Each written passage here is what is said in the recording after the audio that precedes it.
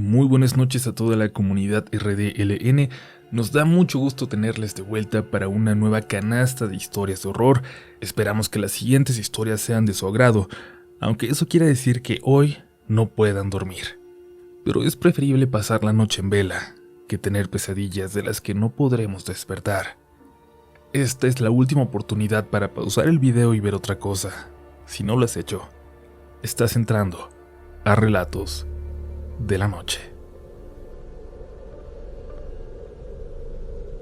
Hola grupo RDLN. Hoy por fin me animé a contar esta historia que me tocó vivir cuando era niña. Aunque como se darán cuenta, yo no soy la protagonista de estos sucesos. Lo que voy a narrar primero me lo contaba mi madre, y después yo terminé siendo testigo de lo que ocurrió. Mi mamá contaba que una vez acompañó a mi padre a su trabajo. También nos llevó a mi hermana y a mí. Las dos éramos pequeñas y como ya nos habíamos aburrido, mi hermana comenzó a llorar. Al escucharla, una señora muy amable se acercó a mi mamá y le dijo que mi hermana ya tenía rato llorando, que la dejara regalarle unas muñecas para calmarla. Mi madre no quería tomarlas, pero al ver a la señora tan insistente, finalmente accedió. Y a pesar de que las muñecas no tenían un aspecto muy lindo que digamos, desde ese momento, mi hermana se aferraba mucho a ellas. A partir de ahí mi hermanita comenzó a comportarse de una manera extraña. Decía que las muñecas le hablaban, y cuando jugaba con ellas, si le hacía más caso a una que a la otra siempre se enojaba. Cuando se enfermaba, decía que las muñecas le pegaban en la panza, continuamente le dolía, y también decía que ellas le pegaban, que le jalaban el pelo o le hacían maldades. A mi mamá le empezó a dar cada vez más miedo la presencia de esas muñecas. Incluso las escondía sin que mi hermana se diera cuenta, pero ella siempre se las terminaba pidiendo de vuelta, incluso diciéndole que ya sabía dónde estaban, y es que las muñecas se lo decían. Así es que mi mamá, un día que se puso a quemar basura, decidió quemarlas mientras mi hermana dormía. Pero de repente mi hermana salió llorando, pidiéndole a mi madre que no las destruyera, que no las quemara. Pero mi mamá la engañó. Le dijo que no las estaba quemando y mi hermana le decía que sí, que ellas le habían pedido que las rescatara. Mi mamá le siguió engañando, entreteniéndola hasta que se quemaran. Pero para el colmo de todo, las muñecas no se quemaban fácilmente, aunque eran de trapo, de un trapo que se debería quemar muy fácil. Después de un buen rato, por fin mi mamá lo logró. Pero ese fue el final de la historia, de esas extrañas muñecas, el cómo parecían resistirse al fuego, a consumirse para siempre. Mi historia empezó hace años, cuando unos amigos me invitaron a trabajar en el INEGI para el conteo de población y vivienda. Yo soy de Cuernavaca, Morelos, y nos tocaba encuestar una colonia que conectaba con otro municipio del estado. Prácticamente estábamos en el límite de los dos municipios. Para ponerles en contexto a quienes no conozcan, les explico que Cuernavaca tiene muchas barrancas que atraviesan el estado y por ende muchos riachuelos de los cuales se cuentan muchas leyendas. Eran como las 3 de la tarde y yo estaba encuestando la última manzana que me había tocado. Justo afuera de esa manzana pasaba uno de aquellos riachuelos, así que era incómodo porque el paso era muy estrecho. Toqué en una casa que se me hizo rara, ya que la puerta no era una puerta normal, era corrediza. Toqué y toqué, pero no me abrieron, y de la casa de junto salió una señora y me dijo que ahí no vivía nadie. Entré con esta señora y comencé a realizar la encuesta, y así seguimos con todas las casas de la manzana. Solo que, como es debido, no podemos dar por hecho cuando un vecino nos da información, así que cuando terminé, como a eso de las 6, decidí volver a las casas en donde no me habían abierto. Cuando volví a tocar en aquella casa de la puerta extraña, me dio la impresión de sentir como calor detrás de la puerta. Y a los pocos segundos una voz me preguntó que quién era. Respondí que venía del INEGI, que necesitaba hacer unas preguntas. Me abrió la puerta un señor ya mayor. Le volví a decir a qué iba y me pidió que pasara. Todo parecía normal. Era una casa de un señor ya grande. Honestamente, no había nada fuera de lo normal. El señor me pidió que me sentara y se sentó en el sillón de enfrente. Comenzamos las preguntas, empezamos muy bien, hasta que llegamos a los puntos de cuántas habitaciones, focos, baños, etcétera, había en la casa. El señor se comenzó a poner muy nervioso como si no supiera las respuestas, y aquí viene lo extraño. El señor me dijo que en la esquina había una tienda, que era de su hijo, que mejor fuera con él para que me diera toda la información que faltaba. Me ofreció un vaso con agua y me despedí. Ya para eso de las 7, había terminado las casas que faltaban y me dirigí a la famosa tiendita. Ahí pregunté por el dueño y salió. Le comencé a contar lo que había pasado con su padre. Lo raro fue que el señor no paraba de reír. Entonces saqué el cuestionario y le comencé a leer las respuestas que me había dado su papá. Y su risa se apagó de repente. Cambió completamente el semblante. Una señora que estaba ahí, que era su esposa, se acercó y le preguntó que qué pasaba. Y es que aquel pobre señor se había quedado sin habla.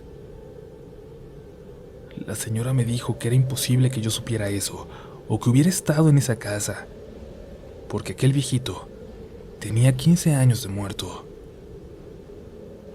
Obviamente, ahora el incrédulo era yo y no les creía. A veces en este tipo de lugares la gente piensa que le vamos a ir a cobrar impuestos o algo así, cosas del gobierno, y mienten de forma muy fácil. Vamos, me dijo, para que vea que no estoy mintiendo. Sacó unas llaves viejas y comenzamos a caminar. Les juro que un escalofrío recorrió mi piel conforme nos acercábamos. Cuando llegamos abrió con mucho trabajo aquella puerta, cosa que era muy rara porque el señor la abrió muy fácil. ¿Y cuál fue mi sorpresa cuando entramos? Y la casa estaba totalmente vacía, polvorosa y abandonada. Yo no podía creerlo. La señora me dijo que justo ese día era el aniversario luctuoso del señor y que se les había olvidado ir al panteón, que tal vez se sintió solo y por eso regresaron a su casa. Les juro que fue un día que jamás voy a olvidar. El olor de la casa, la sensación cuando abrí y vi que todo estaba vacío.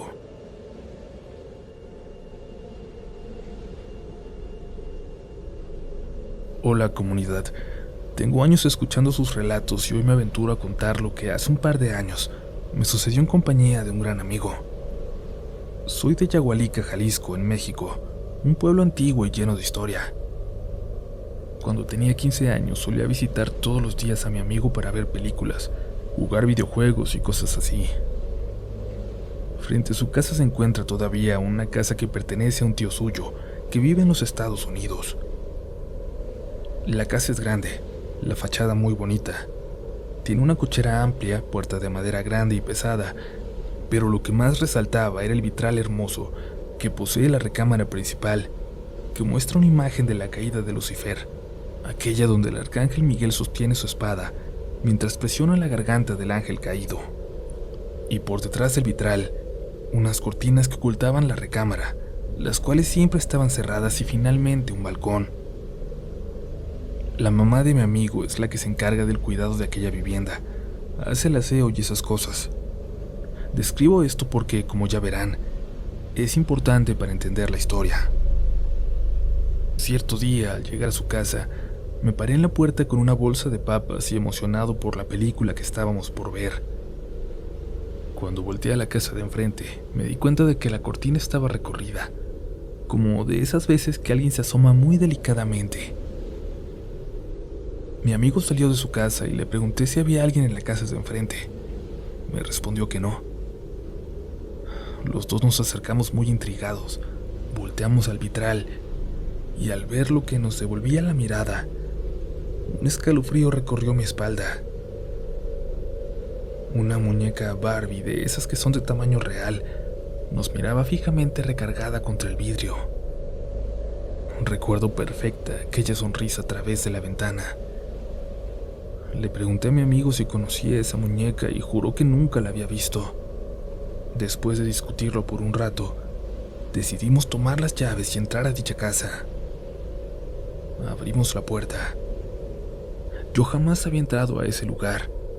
Era una casa hermosa de 2 pisos con adornos antiguos y pisos de madera, de esa que suena cada vez que das un paso. El ambiente se sentía raro. No hacía frío, pero era muy desagradable. Simplemente algo en mí me decía que debía salir. Caminamos con la intención de ir a ver a dicha muñeca en el 2.º piso.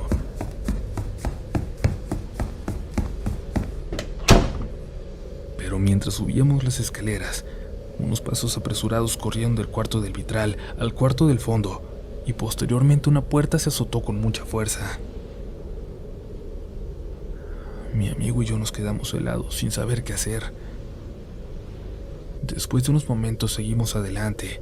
Como muchas personas dicen, se sentía como si estuviéramos viviendo una película de terror. Llegamos al cuarto del vitral y, como pueden imaginar, ya no había nada. La cortina no estaba corrida. Todo estaba en orden.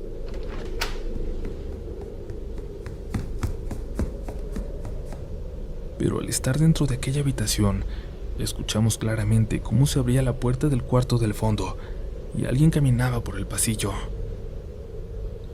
Mi corazón estaba latiendo con fuerza. Le pedí a Dios que no viera entrar caminando a la muñeca o a cualquier cosa extraña. Sin embargo, los pasos se detuvieron justo en la escalera, que se encuentra a la mitad del pasillo, y corren hacia abajo. No nos podíamos mover. El miedo que sentíamos era enorme. Tardamos un rato en poder incorporarnos, en salir del cuarto. Caminamos rumbo a la escalera y la bajamos muy despacio. Mi amigo iba primero y detrás yo, a unos 5 escalones. Cuando él bajó, me di cuenta de que su mirada se clavó en una puerta al fondo de la sala, que al parecer es una habitación. Le pregunté que qué pasaba, que qué tenía, y no me atreví a seguir bajando. Me detuve. El miedo me controlaba por completo. Mi amigo lanzó un grito desgarrador con todas sus fuerzas y luego cayó desmayado. Sin pensarlo, corrí tan rápido como pude para levantarlo y de alguna forma logré salir corriendo sin ver atrás. Ya en la casa de mi amigo lo ayudé a despertar y al hacerlo, me dijo lo que lo hizo gritar y perder el conocimiento. La vi, era la muñeca. Estaba parada en la puerta, miraba la pared, pero se dio cuenta de que yo la estaba viendo. Y sin voltear a verme, movió la mano y cerró la puerta lentamente. Te juro que la vi.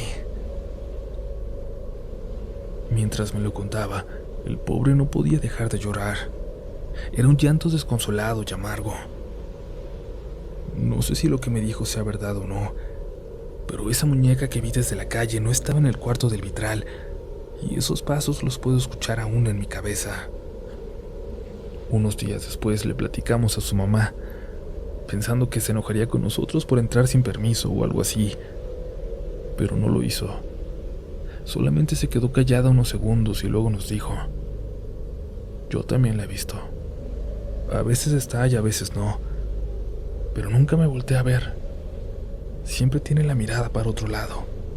Qué malo que la vieran ustedes también. Esto pasó hace casi 7 años. Seguí visitando a mi amigo como de costumbre, pero jamás volteaba al vitral. No quería volver a ver esta muñeca. Mi amigo ahora le tiene pánico a cualquier muñeca que se le parezca y no lo culpo. Gracias por leerme. No espero que me crean, pero sí que ninguno de ustedes tenga que experimentar algo así en su vida.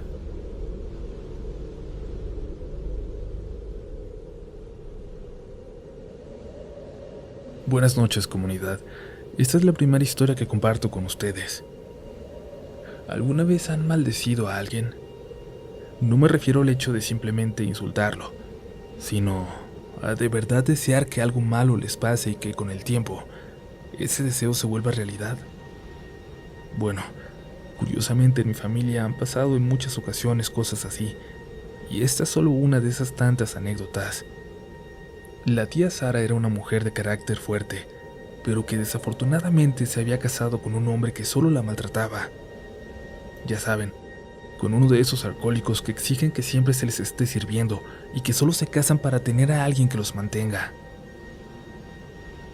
La vida de mi tía no fue nada fácil.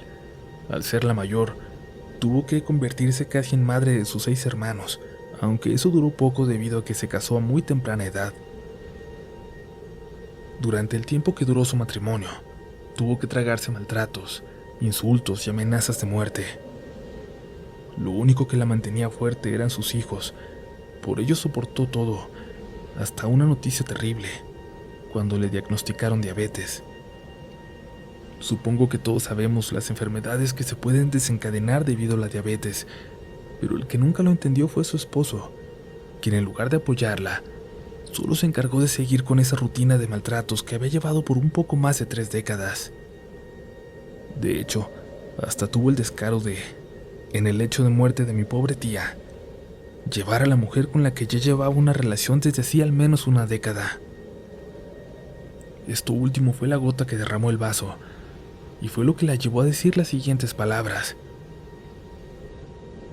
«Qué poco hombre eres. Tienes el descaro de venir a presentar a la otra. Tú dices que ya estás harto de mí porque ya no puedo moverme, porque soy una vieja diabética, porque me la paso acostada gran parte del día. Pues solo espero que así como me ves te veas, y 10 veces peor. Ojalá que no tengas manera de poder levantarte de una cama, que no puedas ni hablar, que ni la misma mujer que trajiste a mi casa esté contigo cuando a ti te tengan que cargar para levantarte, y que por más que le supliques a Dios por tu muerte, no mueras hasta que pagues por todo lo que me hiciste». Mi abuelita fue una de las personas que estuvieron presentes en este momento, y me contó que esas palabras retumbaron en aquel cuarto como si fueran truenos. Desafortunadamente, un par de días más tarde, la tía Sara falleció a causa de un infarto. Aproximadamente 7 años después, el cementerio donde la habían enterrado debía exhumar el cuerpo para liberar la tumba y ocuparla con otro familiar. Y aquí es donde viene la parte más aterradora de esta historia. Cuando abrieron el féretro, el sepulturero soltó un grito aterrador, debido a que no podía creer que el cuerpo de la tía no se encontraba descompuesto. Parecía como si los años no hubieran pasado, como si lo hubieran enterrado esa misma mañana. Al escuchar esas palabras de la boca del sepulturero, su agresor de años no pudo creerlo, así que decidió bajar e inspeccionar por él mismo, y mientras se disponía a bajar, resbaló y cayó dentro del féretro.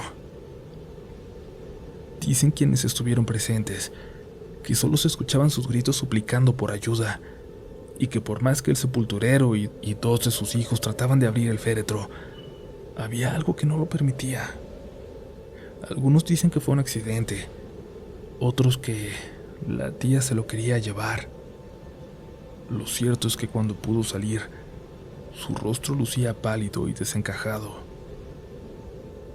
¿Saben qué es lo curioso de todo esto?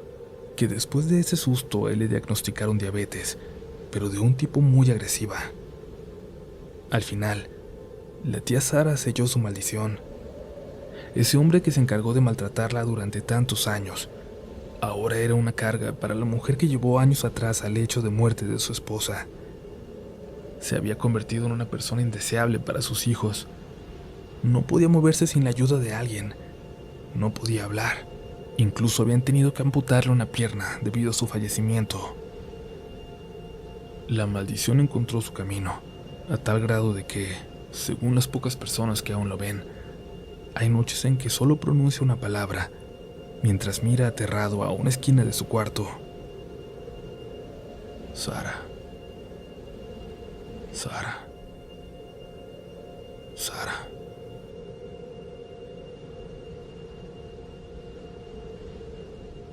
Siguen por aquí.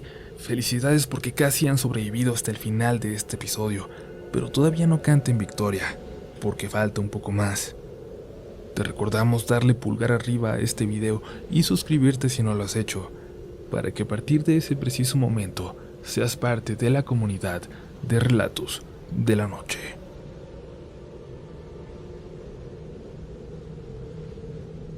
Esta historia es un poco larga, pero me gustaría compartirla ya que me la contaba siempre mi abuelita y luego mi mamá.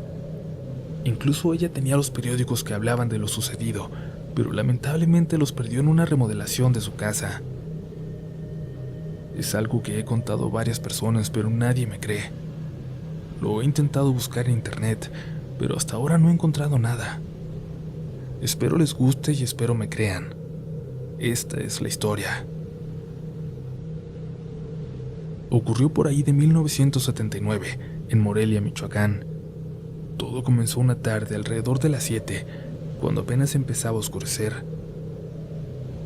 Mi mamá estaba haciendo la cena en su fogón, cuando de pronto escuchó un estruendo, como si hubiera caído un rayo, y al pensar que era eso, subió a la segunda planta por la ropa que había tendido.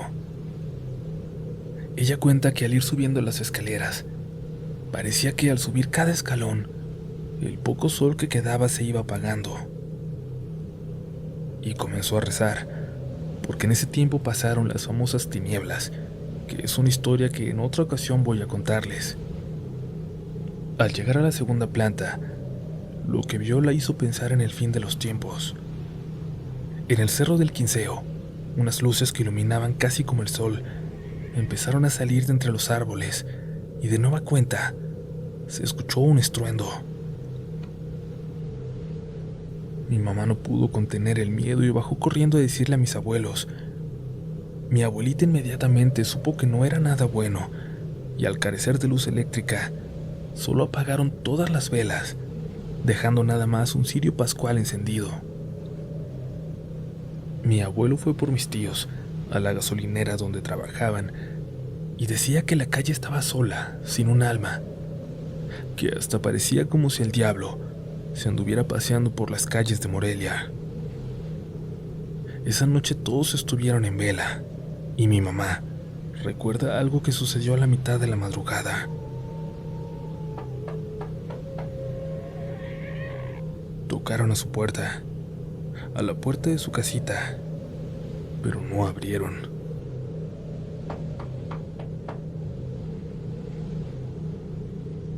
Insistieron nuevamente, pero nadie se atrevió a abrir. La razón era porque, por debajo de la puerta, se veía una luz tenue. Y repito, al carecer de energía eléctrica en esa zona, no podía ser algo bueno. Y así transcurrió la noche, con ruidos extraños, con sirenas de patrullas a lo lejos, con el ruido de los camiones de los soldados y el miedo tocando a la puerta, con las familias morelianas rezando para que nada les pasara. Cuando amaneció, lo primero que hicieron fue prender la radio y sí, en todas las estaciones hablaban de lo ocurrido. Anoche bajaron los marcianos en el cerro. Se llevaron a un señor que vivía allá. Van a volver a bajar. Todo eso y más se escuchaba en la radio, se leía en los periódicos y se murmuraba en las calles. A pesar del miedo, mi mamá salió a trabajar al igual que mis tíos al día siguiente, porque al ser de una familia muy pobre, el hambre pesaba más que el miedo. Mi mamá vendía tortas y todos los días iba al mercado de abastos a comprar las verduras, y ese día no fue la excepción. Al ir llegando a la central, escuchó a una señora que decía: había un jitomate más grande que tu cabeza y la mía juntas. Y otro señor comentaba: los soldados retiraron una zanahoria de 1,20 m. Mi mamá se acercó y preguntó que de dónde retiraron esas cosechas, y un señor le dijo: ay, hija, del Cerro del Quinceo. Se llevaron toda mi cosecha. ¿No ves que los marcianos hicieron experimentos anoche? Pero mi mamá no quiso creer y no le tomó importancia a sus comentarios, hasta que en la tarde, por ahí de las 3, llegó a la casa y mi abuelito le dijo: mañana no van a trabajar y tampoco pueden salir después de las 7. Hay toque de queda. Mi mamá les contó lo que escuchó en el mercado y mi abuelita le dijo, pues lo creas o no, hace rato fui a checar nuestra milpa y los elotes se dieron mal, muy grandotes pero muy feos, y ayer todavía no se daban. Al día siguiente mi abuelito compró una tele de esas chiquititas que la pantalla ni se ve y la conectó a una batería de carro. Se pusieron a ver las noticias. En ellas decían que habían encontrado cerca del Cerro del Quinceo verduras que medían más de 1,5 metros. Hablaban del hallazgo de un conejo del tamaño de un perro, que los vecinos de las faldas del cerro reportaban una plaga de ratas como mutantes que medían 1 metro de largo. Y así el resto de las noticias. Cosechas podridas, animales mutantes, muchas cosas raras. Pero lo más increíble es que sí desapareció un señor, el mismo que vivía casi en medio del cerro. Sus cosas seguían ahí, pero ni rastro de él. Lo buscaron y donde cayó aquel primer estruendo estaba su ropa, su morral y sus guaraches. Lo buscaron por mucho tiempo hasta que al pasar de los años apareció así, de la nada, un pobre loquito desnudo, desnutrido, que gritaba que se lo habían llevado los marcianos. Tenía el cuerpo marcado, como si hubiesen experimentado con él, y la mirada perdida. No pasó mucho tiempo para que el señor muriera en el hospital. Unos dicen que por exceso de radiación, otros que por desnutrido, y unos más dicen que de plano se lo llevó la locura, pero nunca se supo la verdad. Al paso de los años parece que nadie recuerda esta historia, pero lo curioso es que en el Cerro del Quinceo se siguen viendo luces que flotan sobre el lugar, y desde ese día, esa tierra ya no es fértil. Aquí terminó esta historia. Está en tus manos si creerla o no. Al final del día, cada quien lo decide.